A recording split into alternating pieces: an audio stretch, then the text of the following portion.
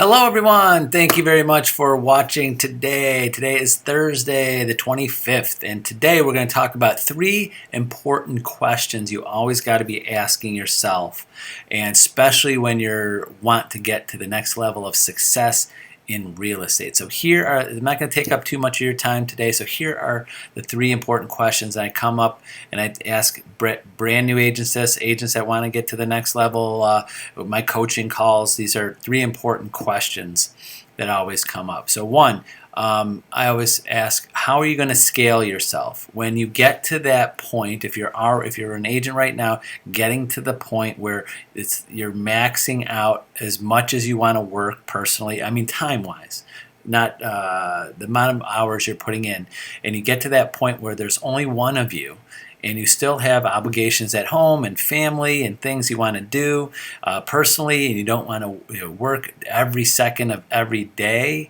to scale. Like, I want to sell double the amount of houses next year. So imagine all the hours you worked the last 12 months, and you say, wow, I worked a lot of hours, and now I want to double that. My sales is going to equal more work, or you got to figure out how to scale yourself and how to find help.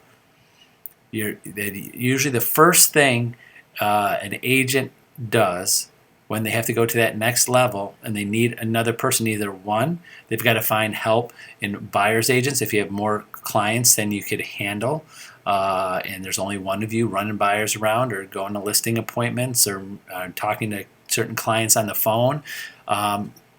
That's when you need help with hiring a buyer's agent. Not really hiring, you could actually find an agent that will work with you and work out a split of commission. We do that with agents almost every day.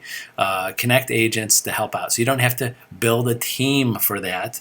You could find other agents within our office, so especially our Century 21 HomeStar agents, to help you out on a case-by-case basis. That's the one step. 2, you could hire someone. So if you have, hopefully you have saved some of that money that you've been making or have invested in your business, is that now you could hire someone. You don't have to hire someone full time that's coming to your house and sitting next to you. A lot of agents think, wow, I got to hire someone, I got to put them on payroll and W-2, and I got to, where am I going to put them? Are they going to work virtually?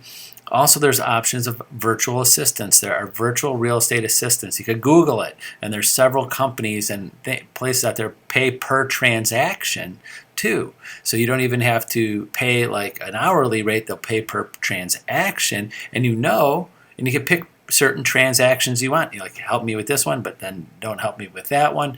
They could connect to your Loop or a DocuSign account. There's lots of options with that. And then also there's virtual assistants to do all of the little things that you might be doing. Following up on calls, leads. They could follow up on leads just to set appointments. They can't talk real estate. So there's a fine line of what people can do when calling for you. So check with me, check with our office. We'll tell you all those rules if you want to hire someone to make some calls for you. But also, there's also ways to find people outside the country. We have a few agents that are using assistants outside the country, and I'm not going to go too far. This video is not about how to do that, but if you want help doing that, there's virtual assistants that are all across the world that have expertise in areas of real estate, of marketing, and things. So number one, you got to find someone to help you because there's only one of you. So that's one. 2, what are you going to do to increase your marketing? What are you going to do to better this year or better now? You don't have to wait to the beginning of the year. You don't have to wait to the next month. You don't have to wait till Monday to start something new. A lot of agents always waiting. Well, we'll start the month. We'll start the next year. We'll start the next quarter. Well, you don't have to do that. You could start tomorrow.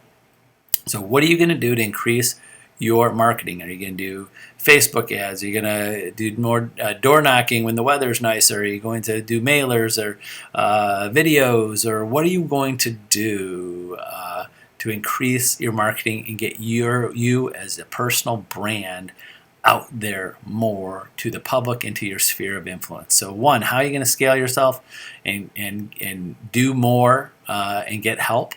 Number 2 is is again, how are you going to market yourself? And 3 is, what are you doing to save and be more financially, and paying off debts to be more financially free? The agents, I say more often that the really successful agents get to a point where their stress level is down. They're stressed because then they could enjoy the business. They're not living paycheck to paycheck or closing to closing. They're enjoying their time.